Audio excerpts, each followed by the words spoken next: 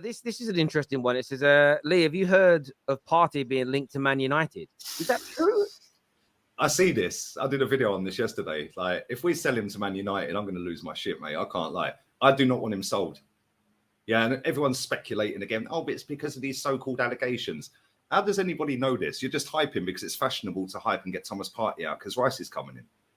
Like, the way Arsenal fans have just suddenly dismissed Thomas Partey. Oh, but he disappeared for the last 6 games. Well, so did Saka for the 2nd season running. Rewarded a new deal. So did Ramsdale. Rewarded a new deal. Oh, but Thomas Partey's 30. What, the footballers stop playing football at 30 then? And then I in my video, I compared it to Modric playing at 38. Yeah, and then again, people take that. Oh, you're comparing Partey to Modric. No, I'm comparing the age. Like, they're totally different players. Modric is one of the greats. Thomas Partey ain't. But Thomas Partey at Arsenal is easily our best midfielder. Yeah, and if we get rid of him, mate, that's going to be mad. I can't lie. And if he goes to Man United, only Arsenal could then strengthen Man United and Chelsea in one transfer window. I don't want him going. I don't want him going anywhere, let alone Man United. Yeah, we need to keep him. Keep him one more season. Yeah, and then get rid of him if you want to get rid of him. You still get a little fee for him. Yeah, but you can't just be going, nah, let's get rid of him. No, I can't. I'm not having it. Yeah, and this is another thing. Sorry to cut you off. This is another thing. Oh, but he's always injured. No, he ain't. He played 33 times last season. Yeah, and he was sat on the bench for another 3 games. So he missed 2 games last season in the league. The 2 seasons before, granted, but one of them was when we signed him and he'd already played 3 or 4 games for Atletico. So he'd missed a load of games in the first season because we signed him on deadline day. So he'd already missed 3, 4, 5 games maybe. Yeah, so like when you actually deep it, these are the same people that sit there and say, oh yeah, get rid of Tierney because he's injured. Tierney ain't been injured since last March. Yeah, that's 18 months. Not been injured. Yeah, Tommy Asu's been out for 229 days at Arsenal. And out of them 3 players, they want to keep Tommy, who's always injured. But Thomas Partey with 140 days out injured and Tierney with 114 out injured, they want to bin. Makes no sense. Yeah, I mean, I've just been Googling it while I'm seeing the links there. I hadn't seen it up until someone put that, until Satch. It wouldn't surprise me, though. It would not surprise me one bit if we sold him. Really? Do you think Arsenal would be that stupid as to strengthen Man United? Listen, I do think Casemiro is better than Thomas Partey, but I said all along, Partey is a very good footballer. You can play you think Arsenal would be stupid enough to sell him to Man United? Well, we've got a history. We have. I know we're kind of turning the tide a little bit, yeah, but it wouldn't surprise me. There's so many strong links of this guy leaving this football club. Yeah, and I just don't get it. Like, how can you go from everyone saying this is the greatest DM in the league? He's better than Casemiro, he's better than Rodri. Nobody was putting Rice in the equation, by the way. Yeah, now all of a sudden we're signing Rice. I'll get rid of him. Get rid of him. He's always injured. He's 30. Yeah, he disappeared for 6. What? You weren't saying that all season. You were saying he was the best DM in the league and he was great and he was this. And 6 games out of the 33 that he played, what, are you judging him on the 6 games, not the other 27? Like, where he was really, really good. Like, and easily our best player in midfield. Yeah, without Thomas Partey in our team, like, as good as Odegaard was last season, he had a wicked season, yeah? Right, there you go, I praised Odegaard, woohoo, right? But as good as Odegaard was, if you took Odegaard out of our team, we'd still create and score goals. If you take Thomas Partey out of our team, we look all over the place. Yeah, and I'm not saying that we should just keep him based off of that, but when you've not got any adequate backup for him, then you can't be getting rid of him. We were supposed to be having Rice and Partey together. So if we are going to get rid of him, go and sign Caicedo, and that's cool.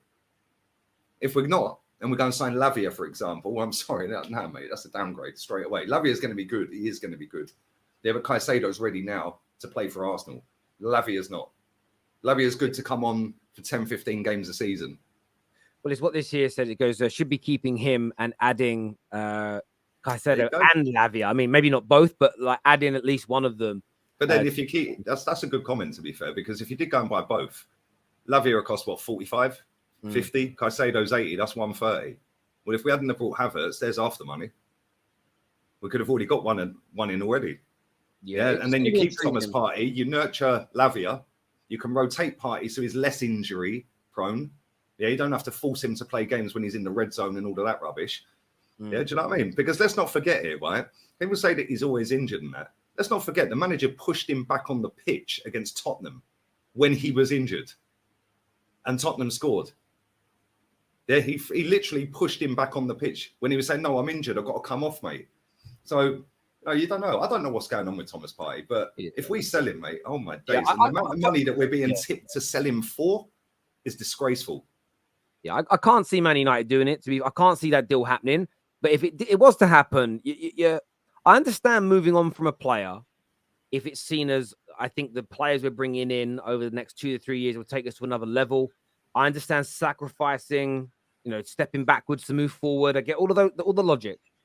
But what wouldn't make sense is to let him go and join a rival in this. He has to leave the Premier League. This year says Modric doesn't have an injury record. Partey has.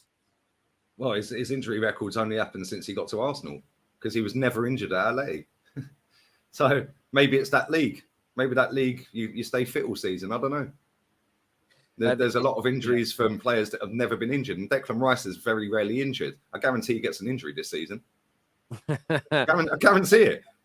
Well, we've taken your doctor, so listen, we've got enough injury problems. I've seen that. I've never seen so many people in meltdown about a doctor. I found it so weird. And Man United fans celebrating it. I was like, ooh, that's crazy. This is where our clubs are at, Terry. Unless it's Doctor Strange. Why it don't matter to me. Lee, I agree. We need to keep Thomas Partey in a major way. Will we sign Caicedo? He's going Chelsea, man. Yeah, he's the Kante, the baby Kante. That's what he is. He's the Kante regen, mate. He's gonna, him and Enzo together is gonna be mad as well. I can't lie. Yeah, and Nkunku in front, that's a decent trio. I can't lie. Yeah, whether it leads to anything remains to be seen because they need other players in. But if they get Caicedo, which I think they will, I think that's going to happen. And I think they'll probably end up doing player plus cash. Maybe throw you a go there, plus a bit of cash, something like that. I don't know. But yeah, we should have been all over Caicedo, man. Caicedo and Rice is an upgrade on Xhaka and Partey. Yeah, Havertz and Rice is not. The Havertz one is such an interesting piece of business. I still same with Man United getting Mount. My head's still not around it completely. I'm intrigued.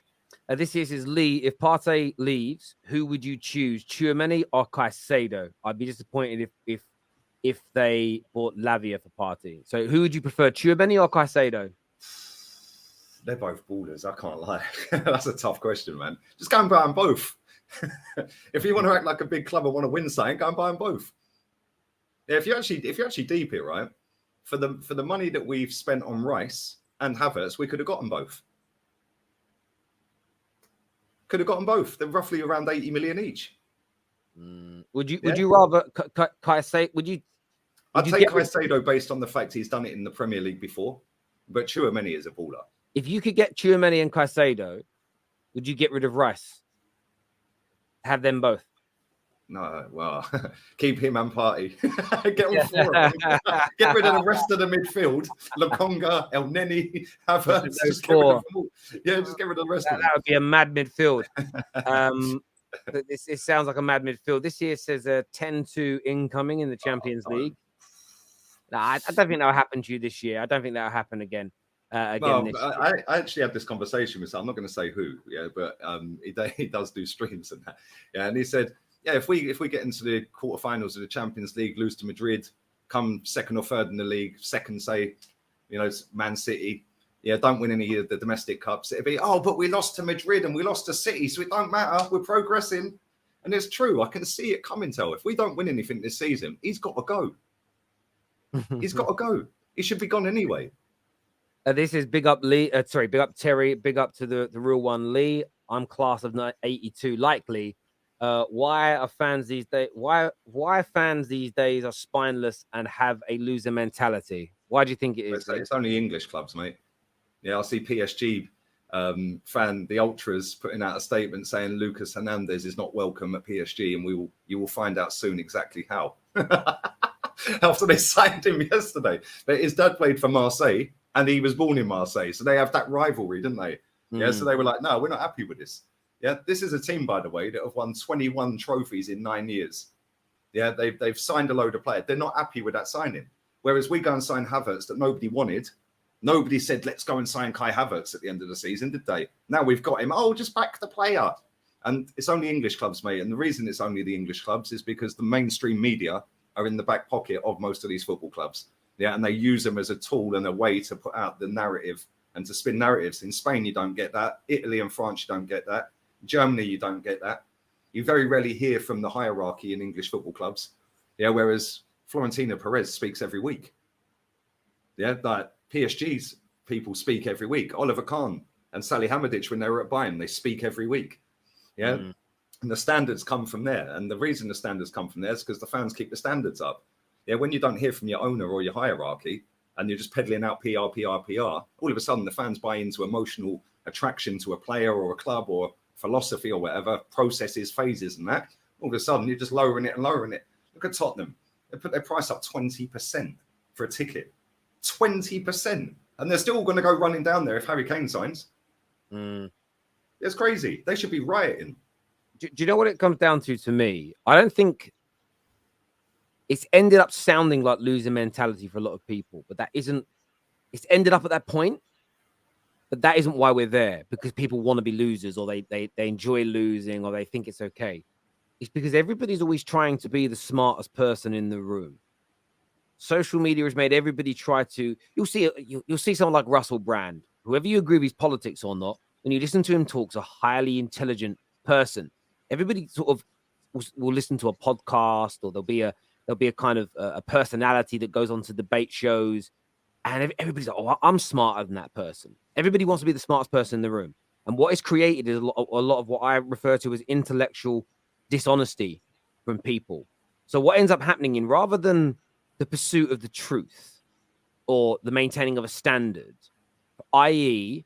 winning trophies being a big barometer, not the only barometer, but a big barometer in the size of a football club or the success of a football player's career, people use their personal beliefs or feelings more so than beliefs to push the agendas. The problem is when you try to be the smartest person in the room, win every single debate, never concede that you've made mistakes, and always move the goalpost to ensure you come out as the winner, is you eventually create a situation which looks like a losing mentality. An example would be for Arsenal. For the years that I saw Arsenal fans pretend, by the way, intellectually dishonest, pretend just to win the argument to seem the smartest, that yes, we only came third on average in those great races where Fergie, Wenger, Jose, whatever else. We come third quite a lot. But our net spend was so much better than yours, and our wage bill was only the fourth highest in the league. By that default, we actually were the best team, even though we didn't win.